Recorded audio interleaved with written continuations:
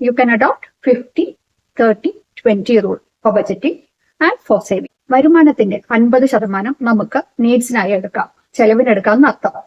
ദിവസേനയുള്ള ചെലവുകൾ, electricity bill, telephone bill, school fee, ഭക്ഷണത്തിനുള്ള ചെലവുകൾ, റെന്റ് അടയ്ക്കാനുള്ള ചെലവുകൾ, പാരന്റ്സിന് കൊടുക്കാനുള്ള ചെലവുകൾ, മെഡിസിന് വാങ്ങാനുള്ളത്, അങ്ങനെ ഒഴിച്ചുകൂടാനാവാത്ത ചിലവുകൾ, അതാണ് നീഡ്സ് എന്ന് പറയുന്നത്.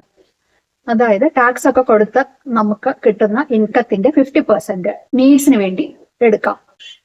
Next 30% first EMI, loan repayment അടയ്ക്കാം, ഇൻഷുറൻസ് അടയ്ക്കാം. ഇത് രണ്ടും വളരെ ഇമ്പോർട്ടൻസ് കൊടുക്കേണ്ട കാര്യങ്ങളാണ്.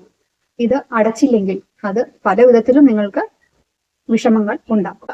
ബാക്കി ആ 30%-ല് കുറച്ച് എന്റർടൈൻമെന്റ്, പല ചെലവുകളും ഉണ്ടാവും. അതൊക്കെ ആ ബാക്കിയുള്ള ഈ 30%-ല് നമ്മൾ ബാക്കിയുള്ള 20% അതാണ് സേവിങ്സിലേക്ക് തീർച്ചയായും